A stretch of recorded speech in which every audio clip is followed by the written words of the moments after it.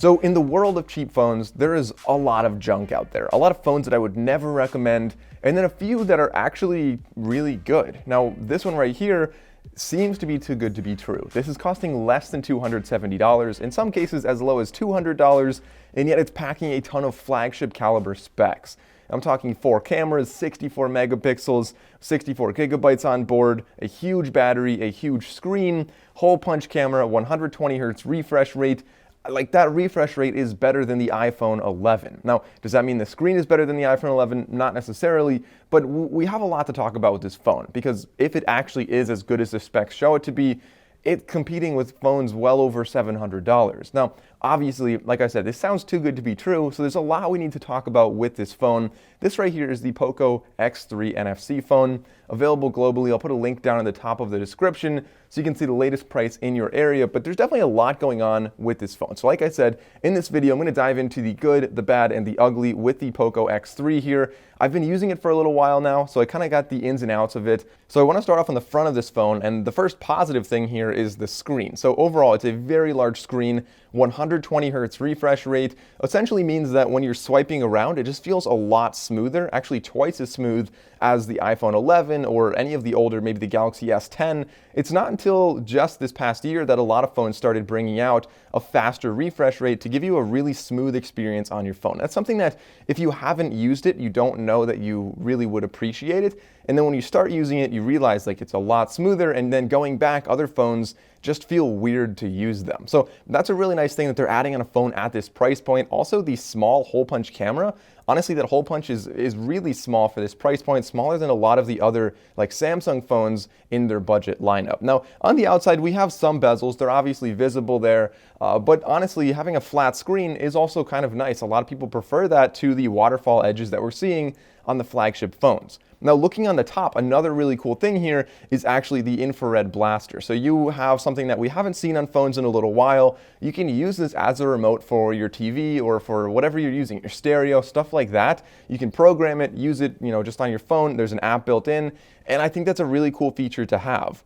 Now, on the right side, we have our volume rocker, and below that, we have our power button, which also doubles as a fingerprint reader. And this is actually really cool. So I see a lot of phones these days have face unlock. That means a big notch on the top. A lot of other ones have maybe a fingerprint sensor on the back or under the screen. But having it right on the side is a pretty natural spot for your thumb to go, especially if you're going to turn the phone on anyway. I think that's a nice feature to have, and it's honestly really accurate and very quick just from my testing so far. Now, something to note about this, however, as I've seen, I noticed it, and I know other reviewers pointed this out as well.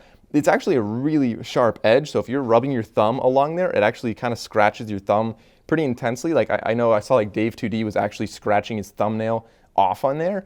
So definitely very sharp, but I guess it is what it is. That's kind of a weird thing. Now, touching on a slightly more negative aspect of the screen, it's not an AMOLED screen. So a lot of the flagships are using AMOLED, which basically means you get darker blacks, you're getting more vibrant colors, you're getting brighter screens.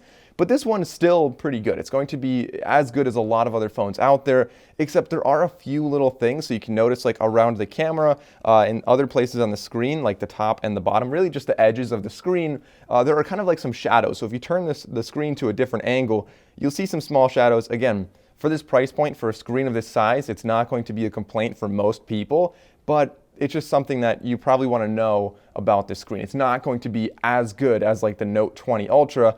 Now, looking on the other side, we have our SIM tray, which is also expandable storage. It could be dual SIM if you wanted to, so plenty of options with that. This has 64 gigabytes of storage on board, which means music and videos and photos and all the stuff you're looking to do. You can save tons of it on this phone, and if you need more, you can expand the storage with an SD card.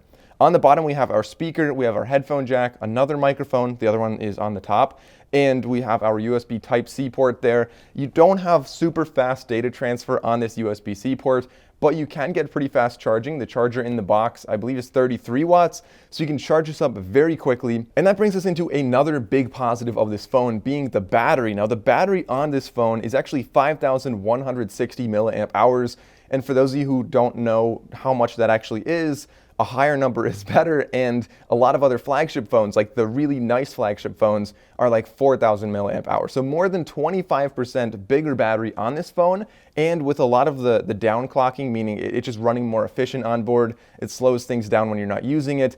I'm actually getting way more than a day of battery out of this. I'm easily getting a solid 2 to 3 days battery life with this phone, which is really unheard of in today's market.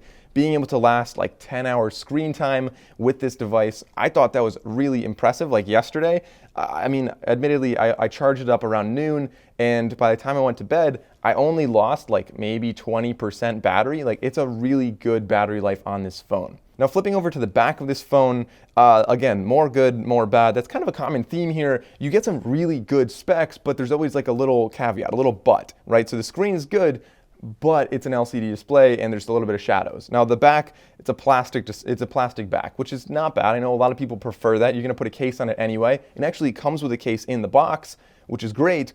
But if you choose to not use a case, you will probably never find a phone that gets more fingerprints than this one. This is really covered in fingerprints at all times.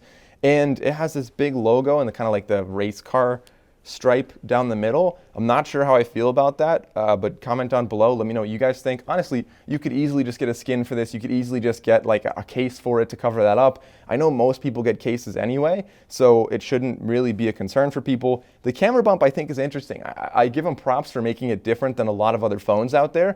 And I don't know if I like the design of the camera bump in the middle. The cameras, you know, they have a very high megapixel count. They have like 64 megapixels, just a lot going on with that.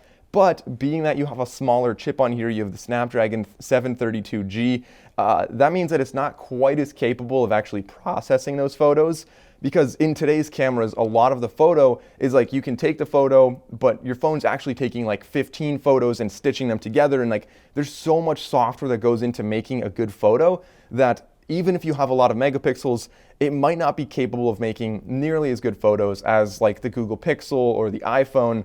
And like I said, we'll test that out later on in the video, and I'll show you guys exactly what I mean. So starting off with the ultra-wide lens here, you can see a lot of color going on, but definitely over sharpens things a little bit too much contrast you can see in the middle here as well. But if you give it enough daylight, this camera is definitely very capable. It also has a 64 megapixel wide angle lens, 13 megapixel ultra wide, and the other two lenses are completely useless. A macro lens that is only 2 megapixels, and then as you can see here, a depth camera, actually not here, this is the selfie camera, 20 megapixels. Portrait mode kind of sucks on this. And the rear camera, even though it has a depth camera on there, it doesn't really do a great job. There's a lot of weird bubbles of clarity around my head. And then they also have HDR, but I noticed that it was doing a little bit of exposure hunting, so it'd get brighter and darker. When you got a good picture, I think this looked pretty good here. Looking at the rear camera, honestly, the colors look pretty good. It's pretty saturated, but it's a little bit too contrasty. So like that tree, to me, looks really dark in here. But otherwise, you see the autofocus on this seems to be a little bit slow, but it gets there. It does what it needs to, and it is pretty stable overall, so I'm shaking around a lot, and for the most part, it really keeps it stable. Now, if we try to zoom in or out, zooming out, it doesn't allow us to go to the next lens, so that's something to notice, that you're going to be stuck with whatever lens you choose when you're making a video. And now this is the front-facing camera. I started down there because the HDR was actually really good. You can see it actually captured all the leaves above me and my face pretty well exposed here. So I was impressed with the front-facing camera. It does better than I expected, but comment down below. Let me know what you guys think of the audio quality and the video quality here. This one's limited to 1080p, not a 4K video, unfortunately, but it should get the job done for most kind of like video calls and stuff like that. So I'm not entirely sure why you would want to do this, but this phone has a lot of other cool features like front and back video. So it's like a picture-in-picture, like you can see me in the corner, and then on the other side is what I'm looking at right now. So I think that's kind of cool that you have that. You also have things like clone photos if you want to see yourself like a bunch of times. There's a lot of cool things that you can do with this. So as we expected from a budget phone like this one, the cameras show big numbers, but they really were not impressive at all. Oh, actually, two other things to talk about with this phone. The first one is the speakers are actually really loud on this. They're very good for this price point, honestly better than some of the more expensive phones I've tried. They give them more room on this phone, and they definitely make them louder and more full. So that's good. I really like that. And then the second thing that's kind of interesting is under the speaker on the top, they have a tiny LED within the speaker hole that lights up as a notification icon. Alright, so this is by no means a perfect test, but I want to give you guys a quick speaker test to show you the quality of the speaker on this phone. I'm just going to hit play on a YouTube video right here.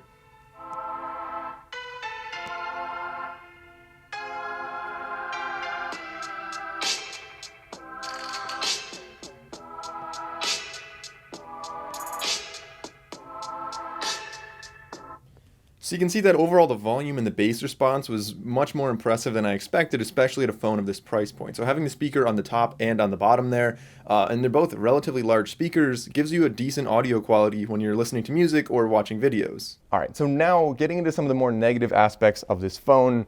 This is running MIUI 12, which is a version of Android, and it works well enough. It does its job. It does some things pretty well, but I have some complaints about it. The first one is that when you get this, it comes with a ton of bloatware, just tons of different stupid games and apps that I'm never going to use. It also has some things that I can't get rid of, some apps that I'm unable to uninstall, but like just look at this right here. All of the different games it came with, like Crazy Juicer, Tile Fun, like these games that I don't care about. I don't want them. If I wanted them, I'd go download them, and I wish they wouldn't just come with them pre-installed on the phone. I think that's a weird thing to do. And on top of that, another thing this phone does is it just kind of plasters ads all over. Now, if you go into something as simple as just a quick little update on your phone, if you want to download an app, if you want to literally do anything with this phone that involves settings, it's very likely it'll show you an ad that is unrelated to anything. Maybe it's just another game that is being sold to you. So I think that's kind of a weird, it feels like cluttery and dirty on this interface. It's not my favorite. On top of that, running MIUI 12, the interface, like, it's okay to use it, but honestly, I would rather use a different skin on here. I made this one look like an iPhone. I thought it just looked cool. I was messing around with that, just testing it out. But like, you can obviously change out with Android. It's one of the cool things about Android is to get any different pack you want to make your phone look however you want. So that's definitely a big plus to just make it a little bit easier to use. Similarly, when you go into the camera, they automatically put a watermark on all of your photos that says like taken with POCO X3. You can turn that off, but again, like, why are they doing that by default? I assume it's because it's a cheaper phone, you're paying less, and they're just trying to cram more advertising dollars into your phone to make it, you know, sell at a lower price point. It's obviously not a flagship, so I can't complain too much because you can disable a lot of that. But still, it's things like that to just kind of decrease the quality of the experience. So like I said, in the box, it comes with a case, and actually on the phone, there is a pre-installed screen protector. Awesome. But not awesome because that screen protector sucks. It's actually really sticky and hard to like swipe your thumb around on. So I ended up peeling that off. Maybe I'll get another one, maybe I won't. But I definitely wouldn't recommend counting on that one to be a high quality screen protector. And then the last big drawback, obviously selling at this price point, you're not going to get a flagship caliber processor, which means that when you're doing stuff on here, it's going to be a little bit slower. It's going to take an extra beat just to get things open. And if you're trying to do any kind of gaming on here, like some basic games would work, but obviously any of the more intense like 3D games are going to be more of a struggle. Similarly, if you're trying to edit videos on here, exporting them is going to take a pretty long time. It just, you know, it's a slightly less capable processor. It's not a big deal for this price point. It's pretty standard to see one like this. All right, so guys, overall, the POCO X3, I think there's two things to be said about this phone. The first thing, just to keep things plain and simple, it's a great phone for this price. Arguably the best phone under $270.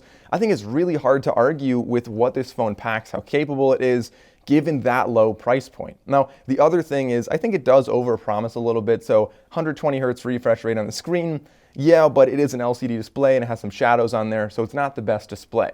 Also on the cameras, you got 4 cameras, 64 megapixels, but it's not as capable of processing the photos. So you see what I'm saying? Like, a lot of things are overpromised. It's trying to match the spec sheets of the flagship phones, but obviously it's going to be dialed back a little bit, being that it's so much cheaper, like 1/5 the price of a lot of other flagships out there. So guys, overall, do I recommend this phone? I think it's a good phone for people on a budget if you want to spend a little bit more money. There are also better ones out there, but at this price point, it's really hard to beat this one. Comment down below, guys. Let me know what you guys think of the POCO X3.